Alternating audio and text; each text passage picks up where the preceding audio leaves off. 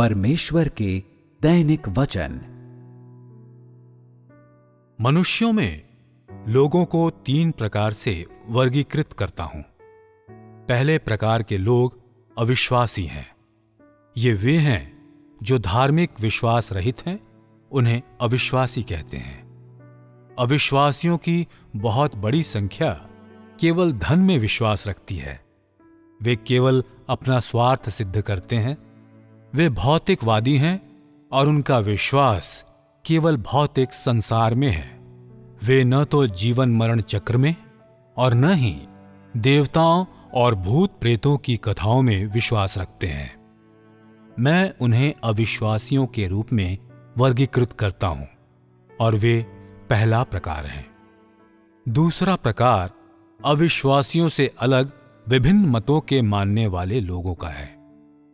मनुष्यों के बीच मैं इन विश्वासी लोगों को अनेक मुख्य प्रकारों में विभाजित करता हूं। पहले यहूदी हैं, दूसरे कैथोलिक हैं, तीसरे ईसाई हैं, चौथे मुस्लिम और 5वें बौद्ध हैं। ये 5 प्रकार हैं। ये विश्वासी लोगों के विभिन्न प्रकार हैं। तीसरे प्रकार के वे लोग हैं जो परमेश्वर में विश्वास करते हैं, जो आपसे संबंधित हैं। ये ऐसे प्रकार के विश्वासी हैं जो आज परमेश्वर को मानते हैं। ये लोग 2 प्रकार में विभाजित किए जाते हैं: परमेश्वर के चुने हुए लोग और सेवकाई करने वाले लोग। ठीक है? प्रमुख प्रकारों में स्पष्ट रूप से भिन्नताएं दर्शा दी गई हैं। तो अब तुम अपने मन में मनुष्यों के प्रकारों और स्तरों में स्पष्ट रूप से अंतर कर सकते हो। पहले अविश्वासी हैं। मैं कह चुका हूं कि अविश्वासी कौन है। बहुत से अविश्वासी केवल वृद्ध मनुष्य जो आकाश में हैं उसमें विश्वास करते हैं कि वायु, वर्षा और आकाशीय बिजली आकाश में इस वृद्ध मनुष्य द्वारा नियंत्रित की जाती हैं, जिस पर वे फसल बोने और काटने के लिए निर्भर करते हैं। फिर भी परमेश्वर पर विश्वास करने की चर्चा करने पर वे अनिच्छुक बन जाते हैं। क्या इसे परमेश्वर में विश्वास कहा जा सकता है? ऐसे लोग अविश्वासियों में सम्मिलित हैं, जिनका विश्वास परमेश्वर में नहीं बल्कि केवल आकाश के किसी वृद्ध मनुष्य में है। वे सब अविश्वासी हैं।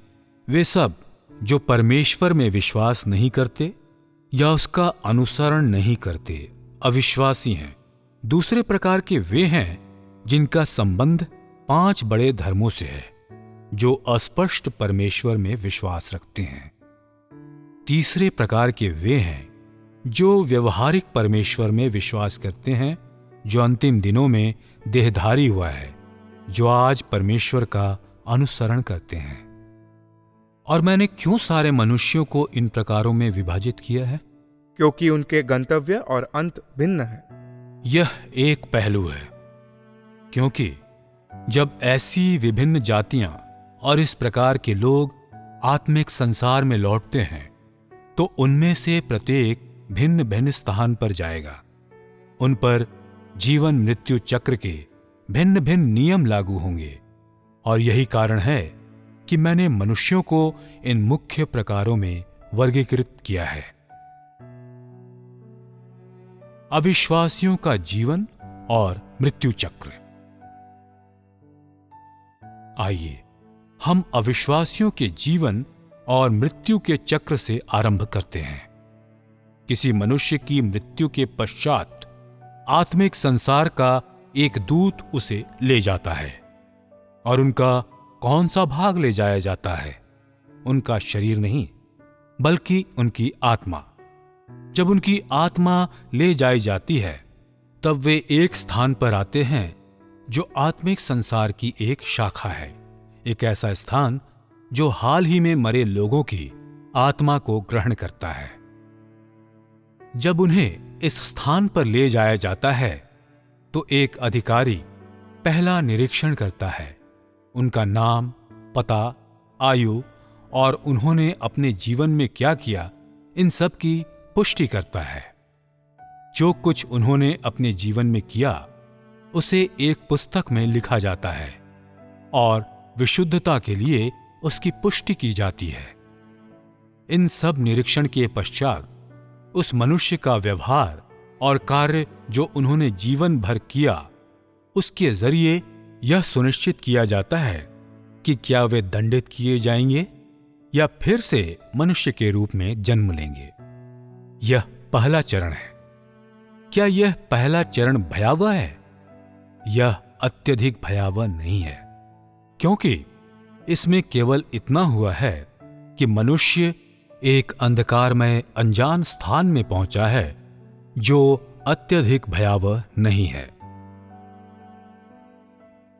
दूसरे चरण में यदि इस मनुष्य ने जीवन भर बुरे कार्य किए हैं, यदि उसने अनेक दुष्टता के कार्य किए हैं, तब उसे दंड देने के स्थान पर दंड देने ले जाया जाएगा।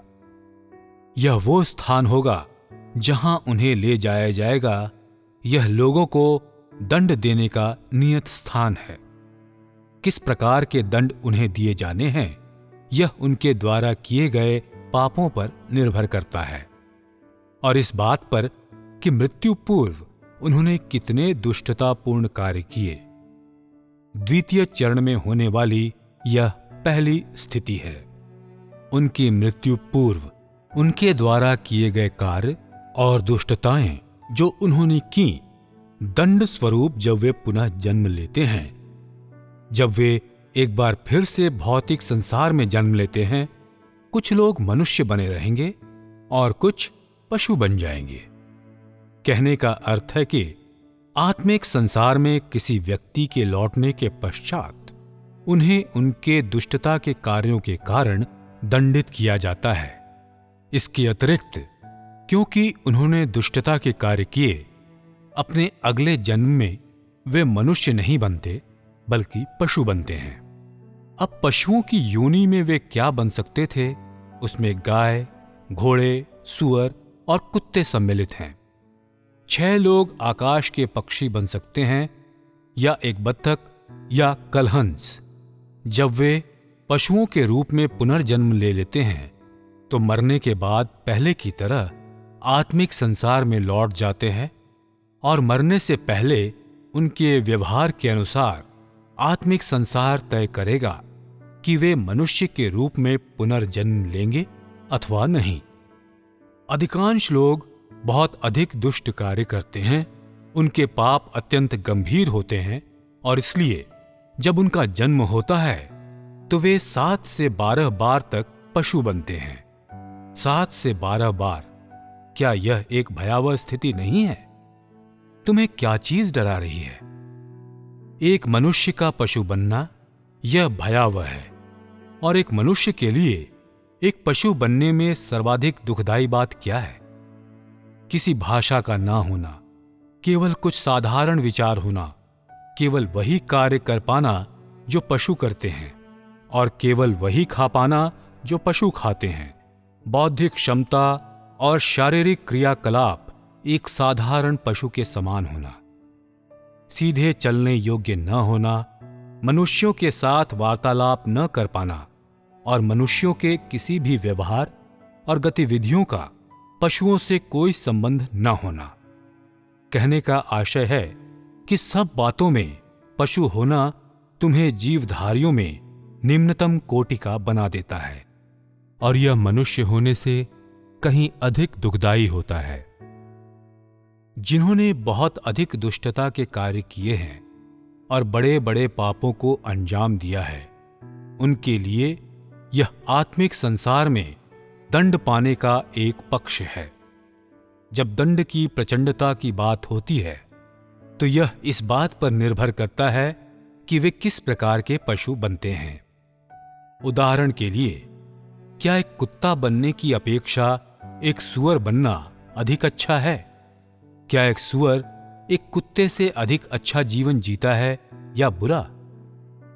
निश्चय ही अधिक बुरा। यदि लोग गाय या घोड़ा बनते हैं तो क्या वे एक सूअर की अपेक्षा अधिक अच्छा जीवन जिएंगे या बुरा? बेहतर। ऐसा प्रतीत होता है मानो यदि चुनने का अवसर दिया जाए तो तुम्हारी रुचि होगी। यदि कोई बिल्ली बनता है तो क्या यह अधिक आरामदायक होगा? गाय या घोड़ा बनने की अपेक्षा यह कहीं आरामदायक होगा। यदि तुम्हें पशुओं में से चुनाव करने दिया जाए तो तुम बिल्ली बनना पसंद करोगे, और वह अधिक आरामदायक है क्योंकि तुम अपना अधिकांश समय निद्रा में गुजार सकोगे। गाय या घोड़ा बनना अधिक मेहनत वाला काम है, और इसलिए यदि लोग गाय या घोड़े के रूप में जन्म लेते हैं तो उन्हें कठिन परिश्रम करना पड़ता है, जो एक कष्टप्रद दंड प्रतीत होता है। गाय या घोड़ा बनने की अपेक्षा कुत्ता बनना कुछ अधिक अच्छा है, क्योंकि एक कुत्ते के अपने स्वामी के साथ निकट के संबंध होते हैं। बड़ी बात यह है कि आजकल बहुत से लोग कुत्ता पालते हैं और 3 से 5 वर्ष पश्चात वह उनकी कही हुई कई बातें समझने लगता है, क्योंकि एक कुत्ता अपने मालिक के बहुत से शब्द समझ सकता है, उसे अपने मालिक की अच्छी समझ होती है और वह अपने आप को अपने स्वामी के मिजाज और आवश्यकताओं के अनुरूप ढाल सकता है। इसलिए स्वामी कुत्ते के साथ ज्यादा अच्छा व्यवहार करता है और कुत्ता ज्यादा अच्छा खाता पीता है, और जब वह तकलीफ में होता है तो उसकी अधिक अच्छी देखभाल की जाती है। तो क्या कुत्ता एक अधिक खुशी का जीवन व्यतीत नहीं करता? इसलिए कुत्ता होना एक गाय या घोड़ा होने से ज्यादा अच्छा है। अतः मनुष्य को मिले दंड की प्रचंडता निर्धारित करती है कि वे कितनी बार पशु के रूप में जन्म लेंगे और किस प्रकार के पशु के रूप में वे जन्म लेंगे। तुम लोग समझ गए ना? चूंकि जब वे जीवित थे उन्होंने बहुत अधिक पाप किए, कुछ लोगों को 7 से 12 बार पशु के रूप में जन्म लेने का दंड दिया जाएगा। अनेक बार दंडित होने के पश्चात जब वे आत्मिक संसार में लौटते हैं तो उन्हें अन्यत्र ले जाया जाता है।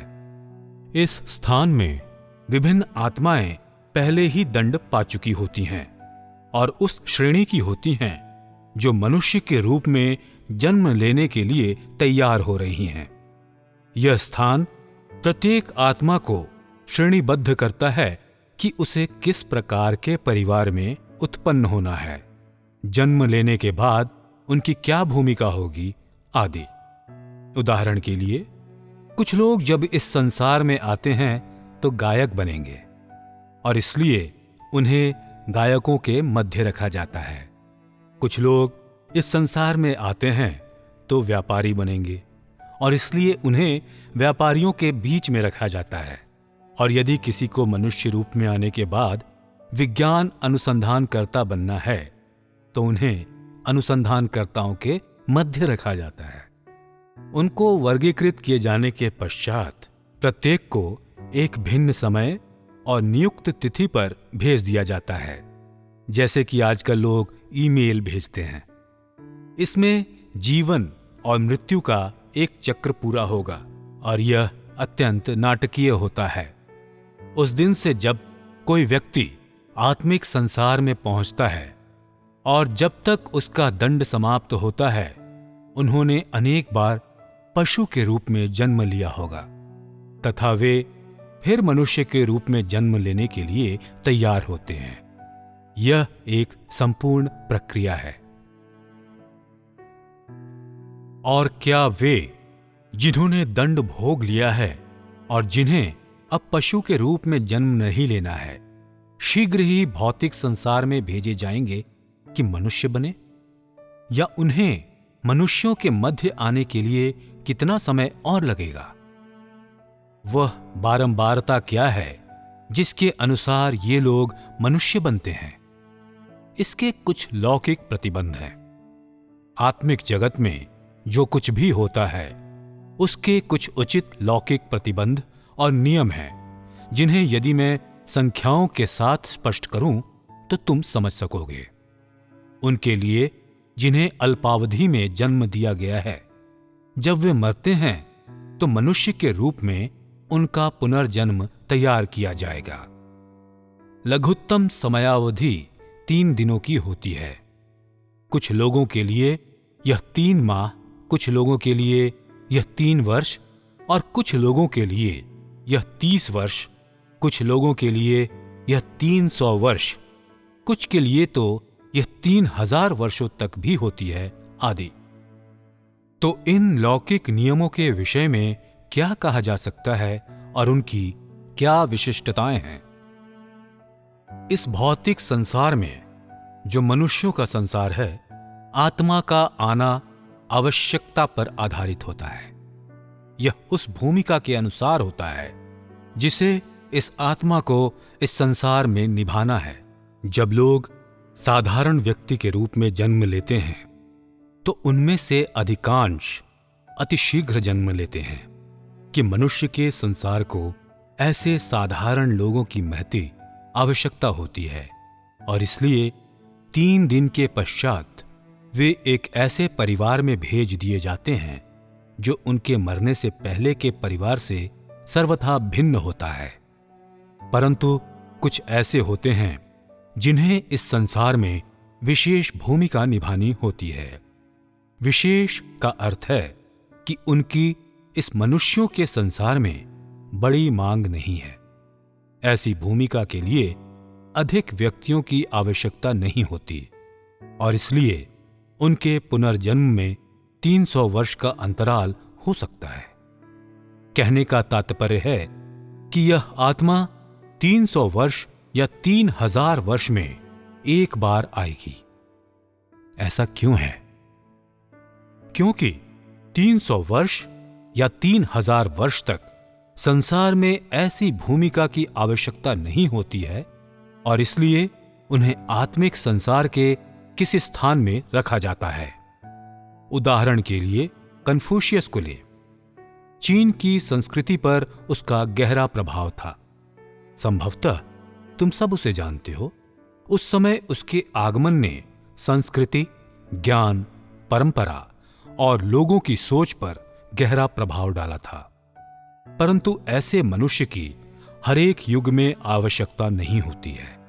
इसलिए उसे पुनः जन्म लेने के लिए आत्मिक संसार में ही 300 या 3000 वर्ष तक प्रतीक्षा करनी पड़ी, क्योंकि संसार को ऐसे किसी व्यक्ति की आवश्यकता नहीं थी। इसलिए उसे खाली रहकर प्रतीक्षा करनी पड़ी, क्योंकि उसके जैसे व्यक्ति के लिए बहुत कम भूमिका थी। उसके करने के लिए कुछ काम न था। इसलिए उसे बिना किसी कार्य के अधिकतर समय आत्मिक संसार में ही कहीं रखा गया, ताकि मनुष्य के संसार में जब उसकी आवश्यकता पड़े तो उसे भेज दिया जाए। अधिकतर लोगों के बार बार जन्म लेने के आत्मिक जगत के लौकिक नियम इस प्रकार के हैं। चाहे कोई साधारण है या विशेष, आत्मिक संसार में लोगों के जन्म लेने की प्रक्रिया के लिए उचित नियम और सही रीति है, और ये नियम और अभ्यास परमेश्वर की ओर से आते हैं। उन्हें परमेश्वर द्वारा भेजा जाता है। उनका निर्णय या नियंत्रण आत्मिक संसार के किसी दूत या जीव द्वारा नहीं होता है।